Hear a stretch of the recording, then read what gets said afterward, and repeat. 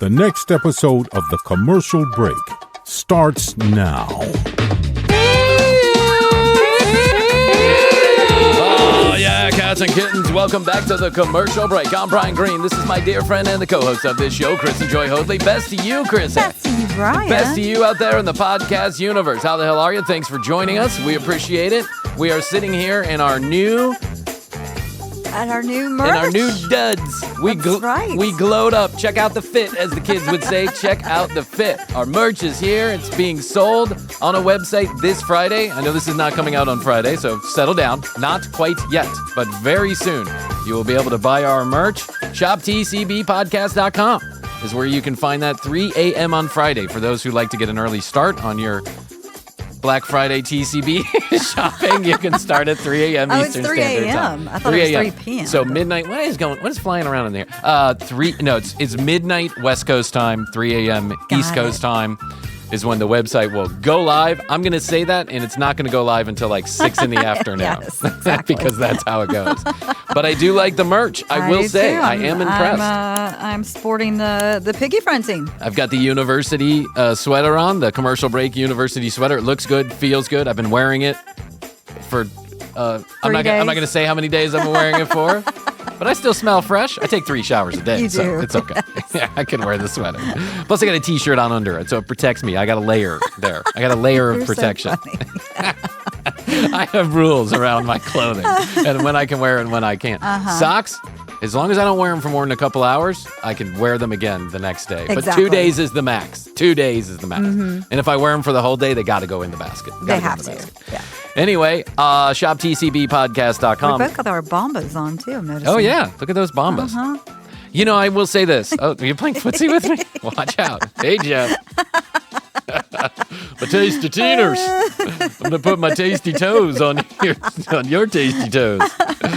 We're touching tees. Here we are touching tees. Touching toes. I do share with the audience that, you know, this is good merch. I like it. I'm into it. Me too. So, ShopTCBpodcast.com. You know the drill. I'm not going to beat you over the head with it. ShopTCBpodcast.com. ShopTCBpodcast.com. ShopTCBpodcast.com. And now, and only now, for $19.99 plus $19.99 shipping and handling, you get a free, exclusive, limited time TCB embroidered sticker with every single purchase. It's not really embroidered, but it looks embroidered. TCB sticker. We got stickers. We're going to throw them in. Look at that. I know. We're doing it right. It's so exciting. It only took us 6 years to get to this point. I was digging around in a drawer yesterday, and I found a couple stickers. One was the Frankie. Look at my body. Look at my body. And the piggy. Piggy fronting. Yes. With your face on the Teresa Caputo hair. One of my daughters thinks that's the funniest thing in the world. So funny. And my other daughter thinks that's the scariest thing in the world. We've got them on the refrigerator. Yeah. So when people come over, they know what a moron I am. They know just how poor we are. Oh, that's what he does for a living. Piggy fronting. Krissy and I just went to Starbucks, which we've only been, I think, twice the entire time that we've been here. We've only been twice. But as soon as we walked in the door, I then realized we're wearing the merch, and I'm like, shit. I know some people there know about the commercial break. Well, they certainly all know you, because as soon as I walked in, Bryan! There were 5. The stories there were are 5, real. Yeah. and 5 very lovely employees there, and they all knew you by name. Stories are true. The stories are true. It was amazing. Yeah. And then they thought I was your wife. One of them thought... to correct. Yeah, one of them, who's not been there as long as others, but she's been there, I don't know, like 6-9 months, something like that. She goes, "Is this your wife?" Which is a good question. Yes. For someone you know. If I would have been presumptuous had we not knowing each other so well. But I think that is kind of presumptuous anyway. What if you were like my mistress? I know. You would have blown the deal right there. What if I had never told you? But then again, I would be a real fucking moron to bring you into that Starbucks if you were my mistress. Because people do know my wife up there. They know my Starbucks boyfriend. They know my kids. And then they said to me when we were leaving, "Bye, best friend." Bye, best friend. So cute. I could see the 2 managers talking on the headset too and looking at us. So I think they were, that's the girl he does the podcast with. Yeah. And then their cucking their own merch, walking in the door. I know. What if we went around like door-to-door salespeople with a box of merch? We went up to Starbucks. Ding dong. I know. We had a bunch of family members in town over the weekend. Yes, you did. Of family members in town over the weekend. And the merch showed up while they were here. And everyone was like, I want it. How do I get it? And I think they were hoping that I would say, oh, I'll get you some. Yeah. And what I said was shoptcbpodcast.com. No freebies That's where you here. can get it. You don't get a free ride just because you know me. What are you talking about? Yeah, but they all were impressed by the merch, and I know you have a friend who's already trying. Oh my God! He's already on the website. Shout out to my dear friend up in Nashville, Brian Thomas, BT. BT. What up, BT? He's a newly minted super fan. I sent you. I forwarded the text that he sent me. I know. He looks been like like he's really into it. Yeah. Someone get him checked by a psychiatrist immediately. Yeah, he said he listened to 165 episodes in I don't know how long, what period of time. Yeah. But he's like, I'm all caught up now, and it's nice to like meet you guys where you're finally doing new episodes. Exactly, and he was already trying to buy the merch. What was amazing about that text message you sent me is it said, I started at episode 665. I've listened to 165, and I'm now just catching up with you guys. And I'm like, he started at 665. That's right. Yeah. What an accomplishment. I We think are he's been listening 800. for like 6 months or so, if I want to think about it. Yeah. 160 episodes in 6 months? Mm-hmm. No, I guess that's 4 episodes a week or something like that. I don't know. I can't do math. No, I can't do let's math. not even try. I'm not even going to, leave that to the accountant. The accountants can't do math either, apparently. Really excited about the merch. Go get it. We would appreciate it. Any support that you can offer would be fantastic. The merch is great looking. And it's our first merch drop. So these will get better as we go along. Yeah. And yet no one else has done this before either. That is the most amazing thing either. We're the first. Just like Frankie's the first to the Salon Suites. He's the first of the Salon Suites. We have this promo reel we're going to shoot out where I share that we looked and no other podcast has done merch yet. How they have not figured this out, I don't know. But we are the first. It was our idea. Merch drop is a thing that we're going to do. We're going to coin that term, merch drop. When you look at Wikipedia and when you Google merch drop, Wikipedia is going to come up with an article and Krissy and I's face on. Founders of the merch drop. Inventors of merch drop.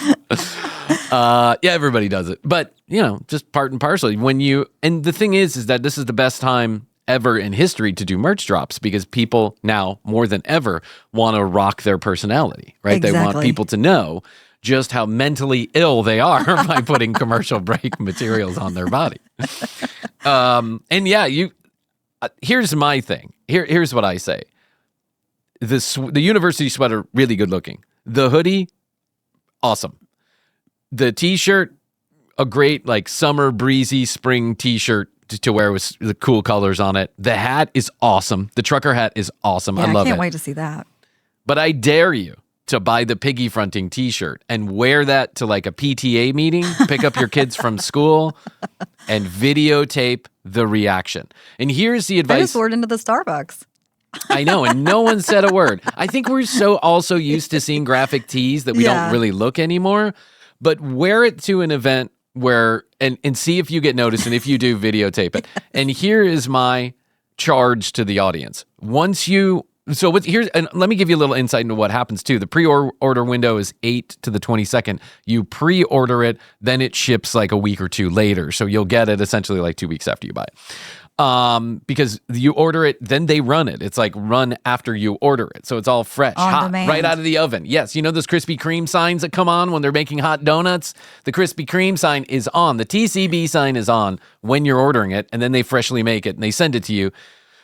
And once you get that merch, you must put it on, you must take a picture or a video, and you must tag us in it on social media, and we will repost it on our social media. That's the deal, because I want to see everybody in their TCB swag. Now I know I'm setting myself up for disappointment here because we're gonna have like one person.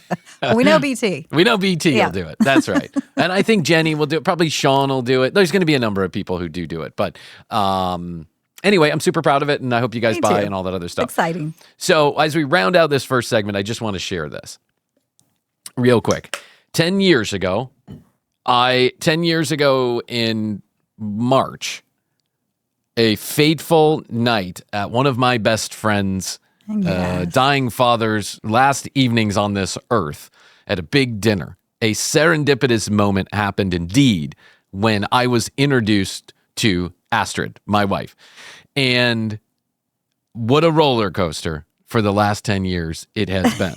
Up and down, thick and thin, this fucking podcast, which has nearly killed us on multiple 30 occasions. children. 30 plus children. I don't even know how many are out there right now. Many adventures, many misadventures, money, no money, almost bankrupt, barely getting by. Cars breaking down. Cars, no cars. Missing children, tough labors. Disney's, many Disney adventures. And so many ups and downs later, I am proud to say that I am happily married to the best partner that I could imagine for my own self. I second that. Yes. And I know that everyone around me agrees with that because she jerked a knot in my tail. And I think I was headed in that direction anyway, but she sped it up and probably made me better than I could have ever been on my own. And she continues to do that on a daily basis. And Astrid, happy anniversary. 9 years we have been married.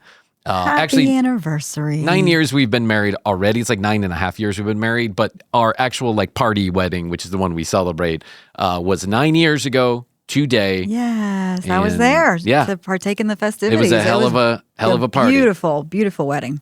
She did a great job, Astrid. I had nothing to do with it. I didn't. That's how it was beautiful. Yeah, that's why it was beautiful.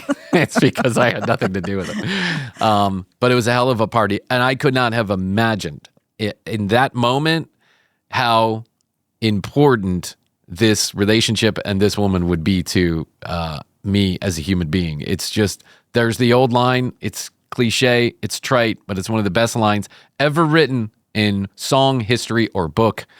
And it says, "You make me want to be a better man." That's Jack Nicholson. And is this as good as it gets? And I think anybody who's had that kind of relationship will understand that line, man or woman, will understand that line when you find the right person. So true. And I hope it happens for you out there. It's happened for me. Yeah. With Jeff. Listen, I was 67 years old when I met Astrid. So at 67. And I was 82 when I started having children. Yeah. So it's still You're possible. The Charlie Chaplin. Yeah, I am the Charlie Chaplin. Podcasting. Charlie Chaplin had kids at 100. Yeah, I'm the Alec Baldwin of podcasting.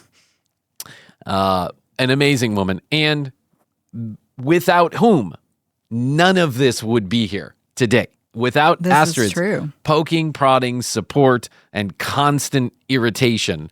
If you're talking. Of my talking. None of this would be here today. It just wouldn't, because I loved the idea of getting on a microphone, but had and I didn't even have any concept, clue, or inkling, no motivation to get out there and do it. It's not no motivation. I just wasn't even thinking about it. I was happy in my little commercial real estate world. And thank God that Astrid turned me in a different direction. And sometimes the universe just speaks to you through weird circumstances, and sometimes the universe speaks to you through other people, and the universe is constantly speaking to me through Astrid. So I love you. Thank you for all you have done for me, for us, for everybody around you. You are a constant. And that is important. You are selfless, and you are wonderful, and you are whip smart, and you are absolutely gorgeous. And I'm sorry about all the children. She's all the things. She's sorry about all the She's children. the total package. She is the total package. There is no doubt about it. And I couldn't be happier that you also met Astrid and moved forward. Yes. In your intuition. Yes. To move forward with her. I got to be honest. I have to. Yeah. Talk about ups and downs of relationships. Man. You Wow. and I, being friends for 20 years, have seen it with both of us. We've seen it with both of us. And it was and many rocky roads. And a lot of this same stuff could be said about Jeff also, and you'll get your time when it's your anniversary. Listen, a lot of this stuff could be said about Jeff and your relationship past too, but I had a really rocky 5 years there with one person in particular, but a couple different people also, and I just never felt, when Astrid and I met, it was as if I was a fish and a hook had been caught in my mouth, and I was being pulled toward the shore and nothing was stopped. Like, I never looked back. Almost from the first moment, I never looked back. I never had an intuition to look back. I never even thought about looking back. And that, I think, is what like true love is. When you meet your soulmate, when you meet your partner, there is no doubt. Almost from the beginning, there is no doubt, and nothing stops it. Not plane flights, not thousands of miles or tens of thousands of miles.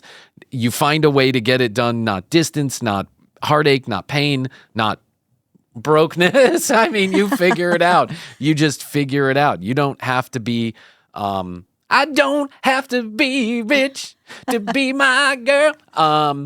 It all just kind of came together. It did. And there's no other way to say it except it was serendipitous. And that is a word that we used many times at the beginning of our relationship, that this was serendipitous, that was serendipity, and it certainly has proven to be. So please stick with me. I'll be dead in a few years, and you'll be able to move on with your life and find that pool boy you've been so desperately looking for. And that convertible. Beep, beep. Yeah, once I'm gone, the drain on resources will be out of here. No more studio equipment. You can just live off the teat of the commercial break and your own abilities. So I love you. Hopefully I'll have said half of what I said to you in person. But I thank you very much. I love you very much, Astrid. We are going to take a break, and when we come back, we've got more shenanigans. I got to give you an update on Blue. Oh my God, there's so much. We got to talk about the staph infection that's been running around my house for 3 weeks. That's crazy. I mean, I never imagined when I have children that I'd be paying the doctor's office electric bill month after month after month. But man, has it happened. I swear to God. All right, so listen to this liner where we irritate you more about merch. Is it pork chop day? Well, no, it's not. You're going to hear Pork Chop Day, but actually what they're going to hear is a merch liner. So listen more about the merch. Take a pen, write it down, stamp it to your forehead, get it tattooed on your ass. Buy our merch on Friday. Shop TCBpodcast.com. Okay, first, let's give you an update on Blue, because many people texted. Thank you so much to everyone out there who texted, Marianne and Jenny and Sean and all the regulars who texted and said, much love to you and thinking about Blue. You can't hear her right now, but I'm sure you hear her before the end of the episode. Blue we don't know what happened really. It's called autohemorrhagic diarrhea syndrome, AHDS. And apparently it happens in some breeds of dog. And what happened was, we went out of town. We went to Naples. We told you that. And then we put the dog somewhere, because I'm not taking the dog down to Naples. I need a break from Blue, too. Everyone needs a break. We all need a vacation. And I take her to I take her to one of those huge boarding facilities where they have a play and pool and a spa and a jacuzzi for the dogs, and they have TVs in the corner. All that whole fucking shit that you don't need for a dog, but you think you need for a dog. And I take her there, and they usually, 9 times out of 10, take really good care of her, and it's clean, and that's all I care about. I just want her warm, and she is such a fucking brat, and she thinks she's a human being, so she does not play with the other dogs. She sits on the lap of the people who work there, and they tell me this. They're like, oh, she spent the day in the office with us. And I'm like, well, why wasn't she out playing with the other dogs? Well, she won't go out and play with the other dogs, because she's a bitch. She won't do that. Oh my God, that's classic. She literally thinks she's a human being. And apparently this is also a syndrome that happens with some breeds of dogs. They think they're human, and they don't know how to interact with their dogs. She's just, I don't know. She's like an autistic dog. She doesn't know how to interact with other autistic dogs. I don't know what's going on. So we take her there, and I pick her up. When I pick her up, I notice that she's got diarrhea, right? Yeah. Watery stool. And how do I notice that? Because she doesn't go outside to shit. She's a human being. She's going to use it. She's going to go shit inside the house. Only she can't sit on the toilet, so she does that on wherever she wants to. That's also the small breed syndrome. Well, at 10 years old or 11 years old, however old she is, this is not unusual that when there's changes in diet and location, that sometimes their tummies get upset. She's also, in case anybody hasn't noticed, the world's most anxious thing. It's she needs psychiatric help. Which you tried. I tried. I They paid couldn't help her thousands either. of dollars. Yeah, even they couldn't help. She's very anxious. So I just take this as part and parcel of what happens if she stays somewhere else for a long period of time. She gets nervous. They tell us she doesn't eat as much food. You know, she wants to be around the humans. Okay, I get it. She's scared. She's lonely. I'm sorry. But that's also part of the deal you make with the dogs sometimes. Is like, I'm going to have to put you at a boarding facility every once in a blue moon because I can't live my entire life at this house, never leaving because I can't take a dog with me. Anyway, whatever. 2 nights later, after we got back, so she seemed to be fine. It seemed to be okay. But 2 nights later, I'm standing in the kitchen and my daughter says, Dad, Blue's food is in the hallway. And I'm like, Blue's food is in the hallway? What are you talking about? I thought one of my daughters had taken Blue's food, as she often does, and starts throwing it around the house. She throws it at the dog. They're best friends. They're like, how do I explain this? Who are like 2 really mischievous characters in life? Oh, there she is right now. Who's 2 really mischievous characters? They're in Thelma life? and Louise. Thelma and Louise. They're the Thelma and Louise of dogs and humans. They run after each other. They cause trouble. They make messes. And they are like thick as thieves, these 2. Oh, Blue they are. and my youngest daughter. So I just thought that was what it was. When I turn the corner, what it is puke with full dog food in it, full kibble in it. So she has not digested any of the food. Okay, weird, but whatever. You have a dog, you've seen it all. Sure. And I have a million things going on, so I don't really pay attention to it. I look at Blue, she looks okay. She's walking, running around, barking as usual. As the night starts to crest, as we all start to get to bed and go to sleep, I go take a shower. When I come out of the shower, I can smell shit. And I'm like, oh, God, Blue, God damn it, Blue. If there are 3 words that Bryan uses more than any other words, and it's not best to you, it's God damn it, Blue. Aye, Blue. God damn it, Blue. Astrid actually asked me to cut it out because the kids, Are starting yeah, to the say kids are it. starting to, they don't say God damn it, but they're like, God, Blue, God, Blue. I get it. All right. So I'm running around the house trying to figure out where my nose smells this shit. I open one of the bathroom doors, and on the floor is vomit and watery shit, but it is not normal. It is full of blood. Oof. Normal, like Jeez. watery blood, like blood, clumpy blood, like almost like blood clots. I know. I'm sorry I'm being so descriptive. I hope you're not eating. And that's all I'll say. And that went on for the next 2 hours. So now it's like midnight, 12:30, and finally we get her to calm down a little bit. We take the water up, we take the food up. No more. She can't possibly have anything else in her body. Hopefully this something irritated her stomach. She'll go to sleep. She's laying down, and then Astrid texts me. I'm in the studio. Astrid texts me about 30 minutes later, and she's like, more blood. And I'm like, oh no. Poor thing. And now it's all over the hallway. It's everywhere. And I'm like, oh shit. So I call the vet. I grab Blue. We clean her up. I grab her. I throw her in the car. Call the vet on the way there, and the vet's like, yeah, you need to bring her in. And so we brought her in, and this is what they diagnosed her with, this autohemorrhagic diarrhea syndrome. Here's a weird thing that you can share more about, Krissy. I go to a vet that's near a very famous or a very well-known open-air mall, I would guess, a live, work, play community here called Avalon. It's, close-ish to my house. It's the only 24-hour vet that's like within 15, 20 minutes of my house. I go. It's in a strip mall. It's newish. And when you walk in the door, there's a waiting area like every other doctor's office. But then there's 2 huge doors that swing open, like almost like warehouse doors that swing open. They're wide open. I have to press a buzzer to get in the actual front door. I press a buzzer, nurse comes and meets me, opens the door, takes me through the 2 doors that are open, and now I am in a huge room. I would say like the size of half a soccer field. Yeah.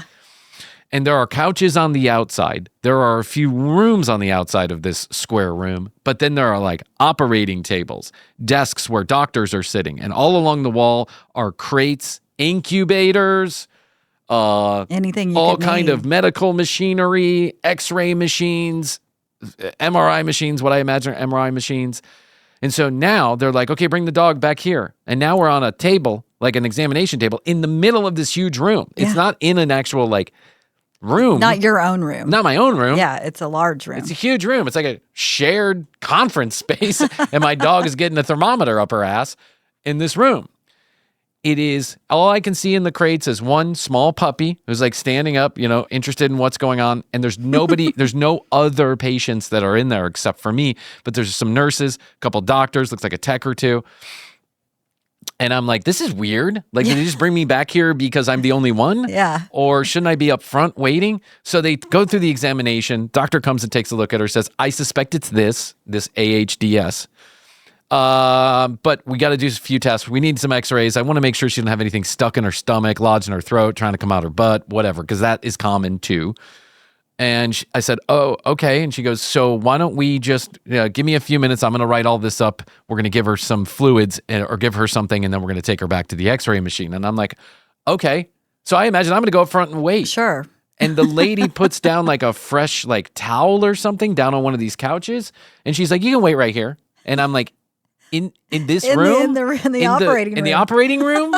What happens if like, God forbid, like a tragically crazy case comes in the door? I do not want to see mangled animals. Like I can't handle that. That's the thing. Yeah, I don't want to see that. I didn't say that to them, but I was thinking it.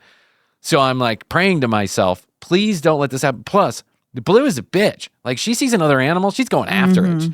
And now I just got to hold Blue in the middle of this operating room while you guys write something up and we're all going to watch as weird things happen. Please don't let any bad cases come in the door. No dogs hit by cars, none of that shit. And I sat there. Luckily, it did not. But what was weird is there was an incubator off to the right, like this big tube-like thing. And I'm just sitting there like watching my phone, trying not to, I'm listening to the conversations that are happening. You can hear everything they're saying and they're talking about. It's really strange, but okay, whatever. I'm watching the phone. I'm keeping Blue, calm down. And this nurse comes over and she opens up the incubator and she takes out a cat that is no bigger than the size of my hand. Oh. A tiny, tiny kitten. Wow. I had a little one like that one time. I know. And she is feeding it with a medicine dropper. Yeah. And then she takes a warm towel and she's rubbing its private parts. And she's like, come on, pee for me. You got to pee for me. Let's go. Pee. And the cat is like, Yeah. every time she rubs it, the cat is like, and I'm like, Jesus, you have to coax it to pee? Are you talking to it? Maybe it's shy. Why do you need it to pee? It doesn't pee on its own? I'm really curious about this. I'm like, why is she rubbing it and then asking it to pee? So anyway, so Blue goes through all of this stuff. Only one other animal came in during this entire time, and they actually took that animal back to a private room because I think it was a bad case. Okay. And so they took it to one of the rooms on the side. Okay.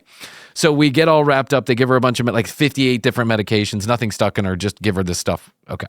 So as I'm leaving, I asked this nurse who was talking, like doing the thing with the cat. I go, hey, I heard you asking the cat to pee. Are you trying to like coax it to urinate? And she's like, I'm mimicking its mother, licking its private parts. Oh. It's a way that they induce it to urinate so that they don't get stopped up. Like, especially kittens that are prematurely born, which this one is. It's one of the natural ways the mother would get it. And I was like, that's fascinating. Yes. And hey, lick your vajayjay, get it to pee. Nature is amazing. It's amazing. Nature is amazing. Nature even has a solution to premature birth. That's amazing. It's amazing to me. Okay. And the only reason when you told me all this, the only reason I even knew about the same emergency vet hospital is because I had been listening to another podcast of Heather McMahon's, and she lives in the area, and she had a similar situation. She had to go to this vet. And she's talking about how you're all of a sudden invested in the other ones that are coming in. You're invested. Is Brownie going to make it? Yeah. Please let Brownie make it. Like, I think there was a poor turtle that came in and all kinds of different things. Yeah. So I had heard of this not a week before you're telling me about this. Yes. It's a crazy situation. Heather McMahon was at this same hospital because listen, I've been to a lot of animal hospitals. I've never seen anyone like this. No. Never. It's unique to this company, and apparently they have a number of these throughout the country, but only one here in the city of Atlanta. So, and I know for a fact that Heather also lives close to this place. Why? Because I've seen her before driving her car around. I saw her one time it was a Target or a Whole Foods or something. I saw her walking around. But this is very unique. I'm not sure I like it, but I agree with you. I'm invested. I was invested in the kitten. I was invested in the cat that came in. I was invested in the puppy. I learned later that the puppy was the doctor's puppy just hanging out for the night. So I thought that poor little puppy had something wrong with it. But then they took it out and started petting it and playing with it. And they were talking. She was talking about it. It was her own dog. And I was like, okay. There was a parakeet somewhere in the back that had a broken foot, and they were taking care of the parakeet. It was amazing. They did all the blood work right in front of me. They were like spinning it up and looking at the x-rays, and it was all amazing, but I wouldn't want to be there for any extended period of time seeing really bad situations. yeah. That, for me, is like a nightmare. My kids are getting to the age now where they look at those commercials of the dogs, the fucking commercial that everyone hates. Sarah McLachlan. Yes. Sarah McLachlan. Dogs right now are dead because of you. I know, it's so awful. I got to a point I had to turn it. I turn it. Yeah, but the it's kids, so sad. But they play them on like Disney and Nick now. Okay. They're 3.5-minute commercials. They're so long. Why can't they just be 30 seconds? I donate to the ASPCA. I'm okay with that. Too. But don't make me suffer for 3 minutes. Well, now my kids are asking, why doesn't that dog have food? Yeah. Why does that cat look sick? And then the Scottish Rite ones or the St. Jude ones, forget about it. They're all asking all the questions now that I just don't have answers to, except for the world is not sometimes the prettiest place. I mean, bad things or things that are tough to happen, right? But fuck that Sarah McLachlan commercial. Can we change it? Everyone's made fun of it at this point. We know now, it's been going right? on for, God, what? I would think like 20 years. Forever. Yeah. Forever. Okay. So speaking of children, we're right before we go to Naples, about a week and a half before we go to Naples.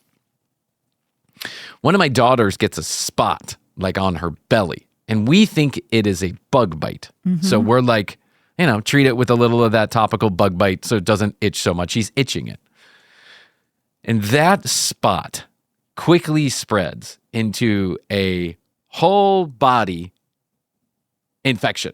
Like, yeah, I thought you were going to everywhere. say like chicken pox. But That's what we thought day 2, but by day 3, we had identified that it was not. It was a skin staph infection that is highly contagious that children get, and they pass it around like wildfires. Like, it's streptococcus, essentially, is what it is, but it's of the skin. That streptococcus makes you sick in 7 different ways. It You can have does. strep of the ass.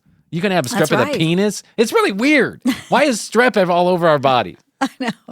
Oh my God, it's strep throat. Oh, it's so painful. So painful. Almost killed me. Almost killed me, actually. And that right when Astrid and I met, when we had met. How I knew Astrid was the one for me.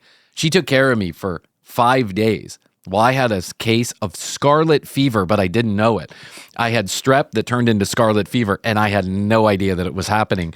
And she took care of me. Not only did she take care of me, she wouldn't let me go home. I was in North Carolina at her aunt's house, and she happened to be in town one of the first times she was in town, and she took care of me for 5 straight days. And I was sick as I have ever been. Scarlet fever. Scarlet fever. What's that? It's strep. What's that? What's that? It's when you get a red rash on your penis. We called it the fever of scarlet because it seems anybody who was with a scarlet had the fever of the penis. Don't get a penis fever. Your penis gets all hot and red. It turns a hue of scarlet. Yeah, it was strep. It wasn't getting better. I was running a really high fever. But, me being a man, I was like, oh, it's just cold. I'll get over it. But I started to get I couldn't swallow. So I knew it was strep. That strep throat, man. But, I'm just a dumb boy. And I was like, I'll get over it. And smoking cigarettes. Right. And smoking cigarettes. But actually, by day number 3, I couldn't smoke a cigarette because it hurt so bad. So, this went on for 3-5 days. Then Astrid, I had to go because I had to come back to Atlanta, and Astrid had to go back to, at the time, Switzerland, Venezuelan. And So I drove from North Carolina back to Atlanta, and I was swigging hydrogen peroxide I remember all you the telling way. me about that when you It was got the back. only thing that would hydrogen peroxide. It was the only thing that would give me relief. Yeah. So I was swigging it, gargling it, spitting it out the window every 5 miles. And I just couldn't get it to calm down. Came home, I got there in the evening, went to sleep, woke up, had a fever of like 103.6. And I called my mom, and I couldn't talk either. And I was like, oh. And she was like, hospital now, call the ambulance if you need to, go to the hospital. I went to the hospital, and I've never been seen so fast in my life, actually. One nurse He's took a got look the scarlet fever. He's got the penis fever. He's got the penis fever. I guess. Penis fever, penis fever. Room 7, penis fever. Bryan Green, penis fever. Penis fever. Yeah, penis fever. Penis fever on aisle 9. Penis fever cleanup. Is scarlet different than yellow? Isn't there like a yellow fever? There is yellow fever. That's the Denang? Denang fever. Yeah, that's the dung fever. Yeah, you don't want the dung fever. You don't want that. Is that from like the Amazon? Yeah, like that's the depths of the Amazon? Africa or something. Yeah, that's one of the 75,000 different things that can kill you in the Amazon or Africa. Yeah, so I went back, and then they found that I had a abscess in my throat, and they had to do surgery on my throat while my mouth was open because they couldn't stick a breathing tube down me to do surgery. So it was, I'll never forget it. But anyway, I recovered quickly after they gave me 75,000 milligrams of morphine. I finally got a little bit of relief and spent some time in the hospital, and then I recovered. Anyway, Your body was like, drugs. That's I know. what we needed. Oh, God, dude. I tell you what, I've never been so happy to get morphine in my body. And I've been happy to get morphine in my body a lot. But that was like I actually needed it. And it relieved this incredible pain that I was feeling. And once he cut the abscess, within hours, I was already feeling like a new person. Anyway, so my kids get this thing. And it starts going moves from one child to the next child to the third child. And that's what caused me to go down to the urgent care a couple of different times while we were in Naples, is because these kids, we just couldn't keep it under control. They gave us this medicine, this topical medicine. We kept putting it on all these spots, and they kept on popping up, and they would pop up in like hours. It'd be like one, the next. It came on so quickly. And I was like, but everywhere I read, and the doctors, they all said, don't worry, it's just the children that get this. Typically, adults never get this, right? Blah, blah, blah. I am the one who has been designated, because it doesn't make sense for all of us to be touching open wounds. I have gloves on, by the way, but I'm putting all the creams on the wounds and doing all this stuff. And one of my kids got it like super duper bad. Private parts, face, back, everything. I'm putting it all over. Poor guys. Wow. Putting it all over. This has been going on now for 4 weeks around the house, right? And what we think we got it licked with the last kid. I wake up today, I got it. I got it. It's unbelievable. I have it on my arms, and I'm like, fuck. But I'm not waiting not one day. I'm going to the fucking doctor tomorrow morning. To. Yeah, because now I got it, and I'm sure it's because I'm a broken human being and then my body doesn't work right. The adults don't get it, but I got it. But I'm also sure it's because I've been touching it for weeks on end. Probably the strep finally said, hey, what about that guy? Right. Let's move to that. I think we can move to that guy. Yeah. What about that? He's had strep before. Let's get over there. Scarlet fever, round 2. Here we go. This has been, when you have kids, no one tells you how much time you're going to be spending at the doctor. It's a fuckload of time. It's a lot. It really is. Yeah. It's too much to handle. I swear to God. We've been keeping the lights on at that pediatrician for years and probably for years to come. And I don't know what it is. It's maybe because of the amount of children I have, or because every parent knows this. My Starbucks boyfriend the other day, I had to leave a little bit early because I had to take one of the kids to the doc. And or somewhere related to medical something. And I say, I got to go, And he said, I've never met someone that goes to the doctor as much. Never. And I said, how many kids did you have? 1. And I said, that's why. Yeah, exactly. 1. You had 1. I have 12. And they're all sick at the same time with different things. Right. So you have to go to multiple different doctors for the same, in the same pile of people. It's unbelievable. Anyway, Blue is fine. The kids will survive. I'm next. Yeah. So I'm sure I'll, there'll be a best of running later this week because I have scarlet fever again or something. Some shit's gonna happen. All right, let's listen to us cuck some more merch, and then we'll be back. We'll be back after this. Okay, all right. I was listening to Prof G. Do you know what Prof G is? Mm-hmm. Yeah, Prof G, Professor Galloway. And yeah, if you don't reference him a lot. What's just that? Like yeah, Rumi or what? Who's the? The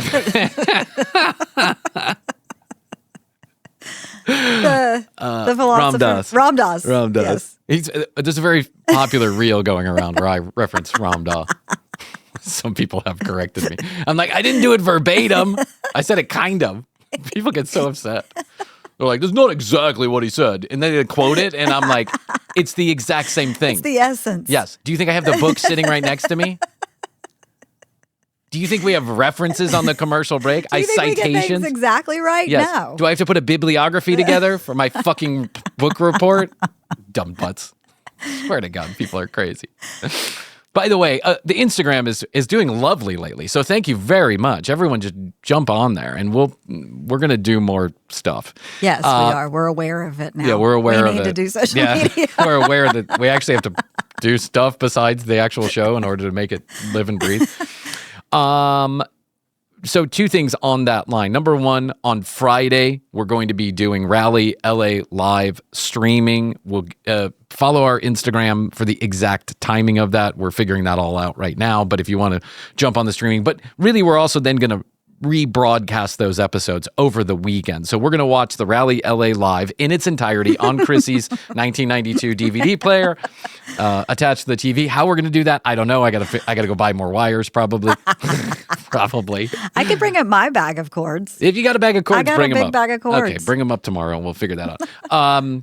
And then we'll be rebroadcasting those episodes Saturday, Sunday, and maybe Monday, depending on how long it goes. So stay tuned to Rally LA Live. Krissy and I break it all down. Let's tell people exactly what Rally LA Live is, because it kind of sounds like we're going to be in LA or something. We're not going to be anywhere with a truck. This is not a radio hit or whatever you call it, a radio promo. A remote. A remote, that's right. A radio remote. No, that's my next brilliant idea. Stay tuned to do a remote from a boat. A remote on a boat. That's what we should call it. TCB's remote on a boat. Remote on a boat. I like it. Remember that, Brian. Remote on a boat. Remote on a boat. In the notebook. No, don't do that, because then it'll never happen. So, Rally LA is part 2 of a series of movies that were partially written, directed by a guy named Rick Reyna, and stars Kenny Copeland, the preacher who blew away the coronavirus. You know, the Shamalama Ding Dong guy, our very first episode. That's right. At least the one you can hear, the very first episode. And he stars in this movie about a cartel kingpin who uses the word of the Lord to slay his enemies on the streets. You can only imagine how ridiculous this is. It is ridiculous, and the fact that Kenny Copeland even agreed to be within 10 feet of this movie says everything you need to know about Kenny Copeland. He doesn't want to be a preacher. He wants to be a movie star. He's an actor. He acts up on the pulpit and in movies and on television shows that we have found that are equally as ridiculous. Like the reformed bank robber that goes around the Wild West and teaches children about the Bible through jail cell doors. I don't know. It's all fucking stupid. So we are going to watch this movie, and I haven't watched much of it, but I will tell you, because I wanted like a fresh perspective, but I will tell you right now, this is comedy gold. It's so poorly acted, so poorly written, so poorly directed that there's nothing else that I can say except you must listen or watch this movie with us in its entirety. We'll try and put it on YouTube, but of course, I'll probably get copyrighted. But it's so ridiculous and so far-flung that no streaming service will put it on there. We had to buy a DVD. Yeah, we had to buy a used DVD. They don't even make them new anymore. And it was they just put it out in like 2023. It's not like it was 50 years ago they had this. It's like I'm trying to find a Disney classic that's been in the vault or something like that. This is a fucking brand new movie that they can't even get streaming services will literally... They would stream, if we gave Hulu the commercial break, maybe not Hulu, if we gave Pluto the commercial break and said we could sell advertising into it, They would give us a channel on Pluto. That's how desperate they are for content. Not desperate. That's just the name of the game. That's what they do. Kenny Copeland, venerable preacher, and Eric Roberts, that guy who acts. I'm not going to call him an actor, but the guy who acts. They can't even find someone to take this movie and put it on an OTT, a streaming platform like Pluto or Freevee or whatever. It's crazy. So we're going to watch it because I bought it. I spent $22 on it. Please help me pay it back by watching it with us this weekend. I dusted off the DVD player, literally dusted it off. She brought a DVD player from 2006 so that we can watch this. Anyway, that's going to be Friday. We're really excited. Same day as the merch drop. Coincidence? Probably not. So there you go. Think about that one. All right. Okay. Prof G. I listen to Prof G. I love Prof G. I think he's great. If you don't know Professor Galloway, you should listen to him. He is probably the most pragmatic man I have ever listened to in my entire life. You love pragmatism. I do. It's my religion. I'm a pragmatic pragmatist. I'm a father, a son, a brother, a pragmatic pragmatist. I've been a fry cook. That was the original intro for the commercial break. Commercial break V1. Yes. V1. Prof G was talking about podcasting, and the question was, do you make someone had reported that he made $20+ million a year on his podcast. Wow. He's got 3 of them, and they all broadcast on the same RSS feed.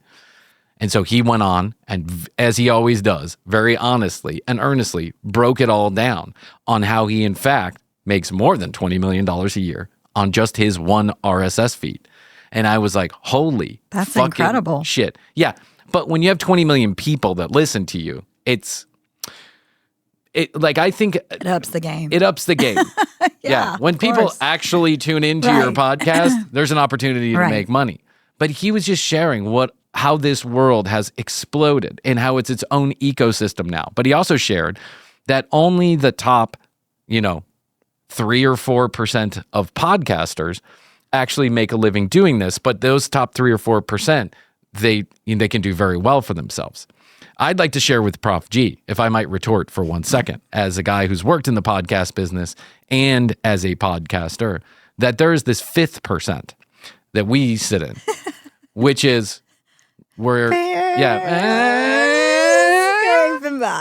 almost make enough money to make a living with a little bit of help from loan sharks. Credit cards. And credit card debt. We have some listeners who pay attention to us. And we don't have 3 podcasts, but we broadcast 4 days a week. So it's kind of like having 3 podcasts. And no episode is the same from episode to episode. No. I think you can give us that. Yeah. At least we're bringing out fresh material. It may all be boring to everybody, but at least it's fresh. But I will say that there is this middle ground there, not the 3%. And I don't even think it's 3% prof. I think it's 1%. And I'm calling you prof. I know it's prof, but whatever. Who cares? Whatever. Come, we're friends, Galloway, right? You and me? We're friends. Scott, come on, buddy. You and me? I thought we were friends. Why not? What happened? There's 1% that make the kind of money that you're making. And I am very happy to hear it because I think you deserve it. You really have a fresh voice out there in a sea of shitty copycats. Then there's this 2 or 3% who are middle ground. They probably have more traffic than we do. They most definitely make more money than we do. But they have ecosystems that live and breathe, and they make, a fairly decent living doing this. And then there is that 4 or 5%, which is the commercial break, where we make money doing it, but it all goes to debt service. Yes. So I guess loan repayments. I guess I'll say this. I just wanted to give a little further clarity to anyone that might have heard that and thinks for some reason that we might be making $20 million. I don't think anybody who listens to the show thinks we make $20 million. No. You should know we do not. But that kind of money can be made. And now there's all these podcasters out there that are fabulously wealthy. A lot of them clickbait chasing. They're rage baiting, essentially. And this brings up an interesting conversation that I will touch on, and I don't give a shit if you want to hear me talk about it or not. If you don't like when I talk about just touch on the word politics or anything having to do with politics, turn it off now and tune back in tomorrow. There's this whole ecosystem of podcasters who cucked to politics during the last election cycle. Yes. They absolutely sucked the living dick out of one particular party because that's where the money was, and that's where they went. And if you think it's for any other reason, there might be a few that are ideologically aligned, like the actual like the Charlie Kirks of the world and those people. But then there are podcasters just like Krissy and I who jumped on the bandwagon because they saw that's where the audience was, they saw that's where the rage was, and they saw that's where the clicks were, and they saw that's where the money was. And then they went there. And now they regret it, and they are changing their mind left and right. They've drawn a line in the sand. Yeah. Everybody's turning back. There's part of me that doesn't care how you got there. At least you're there. And then there's part of me that says you were part of the problem. You're part of the reason why we are where we are right now in a fucking land of Gestapo tactics and craziness. And then part of me believes that it doesn't really matter at this point. At least we've changed our minds now. And I encourage those podcasters, any of them that happen to listen to the show or get word of it, I encourage you to continue to use your voice to speak out against what you see is clearly bullshit. This is crazy. We have people who are donning masks and throwing people away.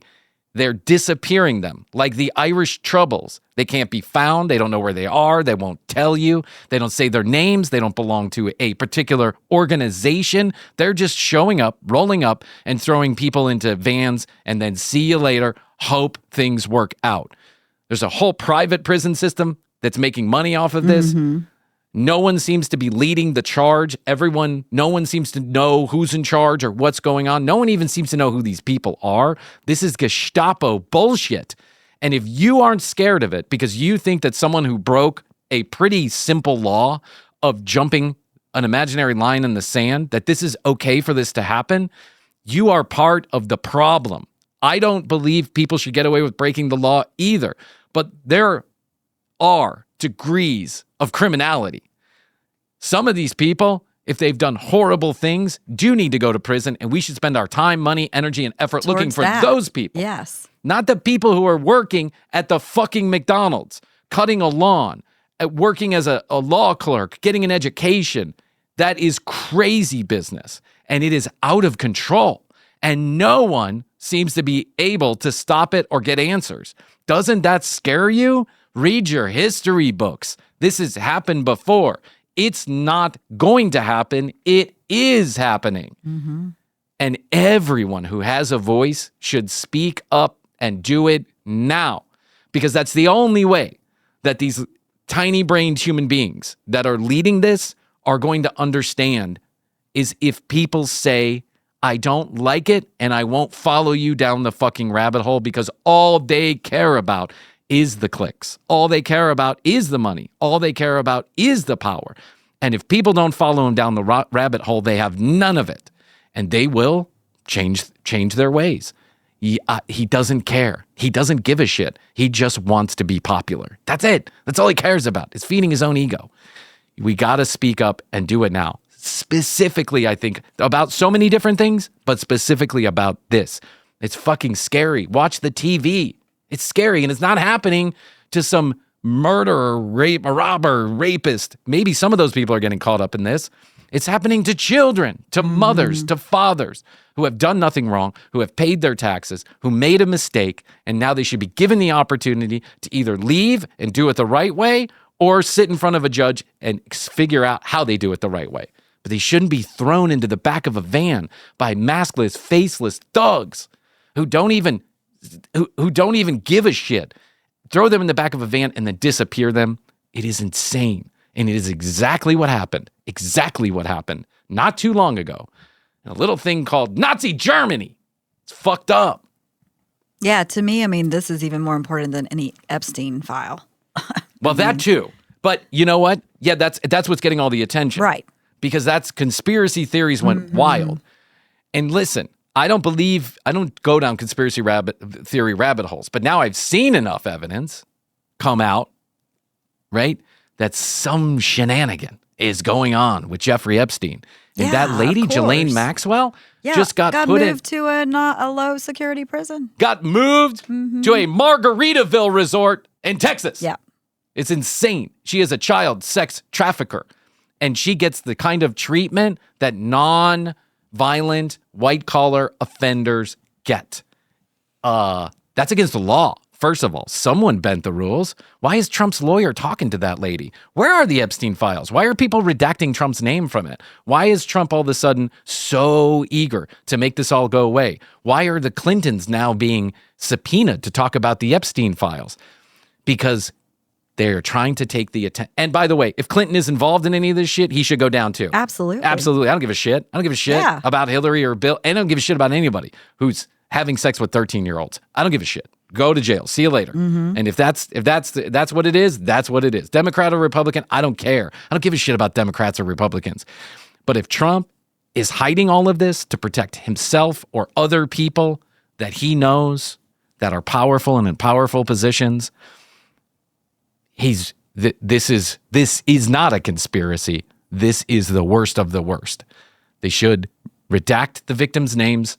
They should put the files out there where the hard evidence is and denote where people are just friends with Epstein and people are involved with Epstein, to make it clear to everybody that some people are just innocent bystanders who happen to know Epstein, and they should release it, and they should do it now. But that's not important, because you know what's important? While you're watching the Epstein file bullshit, people are being thrown in the trunks of cars and taken to jail after jail after jail, moved around so lawyers can't find them. It's crazy. It's crazy. This is not the United States of America. And it's going to continue. And it's going to get worse because they just got $148 billion to make it worse. $148 billion. To do what? To build huge prisons where they can disappear anybody and everybody, including your favorite podcast host that no longer agrees with them. Guarantee that's next. Watch it. Watch it happen. Oh, Bryan, you're being crazy. You don't know what you're talking about. Did you think this was going to happen 9 months ago? Did you think this was actually going to be the result of what Trump was saying was going to happen? Guarantee you did not. You did not predict this outcome, but everybody said it was going to happen. And here it is. It's already happened. Fuck, man. Yeah, it's scary. It makes me incensed. It makes me incensed because I have children, family, relatives, people who are legally here, who are citizens of the United States. But they have friends and family and friends and family and friends and family, and some of them are getting caught up in the bullshit. And it's insane, right? It's insane. Now, I don't know anybody that's been disappeared yet. No. But we know people in our community who have been disappeared. Yeah. They have been right here where I live, not in this house, but in this community, taking people off the streets, people who contributed to my society. And fuck them. Fuck them. Yeah, it's happening everywhere. Yeah. And you don't have the balls to take your mask off? If you got the balls to just throw people in the back of a van and disappear them, you should show your face. We should know where you live. We should know who you are. We should know that you're in our community. We should be able to talk to you about it, face to face, mano y mano. That's the way it should be. I'm sorry. I just think that way. I'm speaking to you with my face uncovered. This is how I feel. So I'm sorry that some of you don't like it and don't think I know what I'm talking about, but I actually think I do. And just think for a minute. Go to bed tonight and wonder if that was your children, your cousin, your uncle, your best friend. Because I guarantee in your life, you know somebody who may be subject to this kind of treatment. And think about that person that you care about having the same thing happen to them, because it may, it's likely, it will. We should all come together on this issue. I'm sorry, Krissy. No, I completely agree. And I just couldn't go one more day without saying something. And I don't care how the other podcasters got to this conclusion. Maybe the money isn't there anymore. It's not cool sentiment. They've decided they've come to some conscientious realization. I don't give a shit, honestly. Just keep speaking out. Yeah. And then we can deal with the fallout later. We can go back and say you said this when, how, when, where later on. But to the Rogans and the Schultz and the Theo Vaughns of the world, just keep speaking out. Just keep doing it. All right. Okay. Guess what? People are probably sick. I'm sure everyone is tuned out by now. Did we just lose half our merch sales? I was going to say, Merch Drop Friday. Merch Drop Friday. Rally LA Friday. But I do know a lot of you agree with me too. So there you go. I think so. Yeah. I think the people who don't agree with me are the not the majority in our audience, but I will say that, we've had quite a few people sometimes when I talk about this, they say, I agree with you. And then we have a few that say, I don't know what I'm talking about. I don't know what there is to know about what I'm talking about. The facts are out there. The facts are out there. And no matter which news organization you listen to. It's not just like our opinion that this is happening. Yeah. And no matter which news organization you get your news from, podcasts, whatever, they're all pretty much in agreement. Some of them agree with it. Most of them do not. But, everyone pretty much agrees on the facts. Masked, armed, military thugs showing up in neighborhoods and stealing people. Kidnapping people. That's it. Yeah. That's how it goes. Merch drop Friday. 1, 2, 3, be funny. All right, this Friday, shop tcbpodcast.com. 3 a.m. the website will go live. That's 3 a.m. Eastern Time, midnight West Coast. The website goes live, or at least that's what they've told us. So hang in there if it doesn't go live at the exact minute. Don't freak out and go away. Please buy some merch. Buy it for your family. Buy it for your friends. Tell a partner. Get your dog a sweater. I don't know. Do something. Buy one for Blue. Tell a partner. Yeah. Buy one for your partner.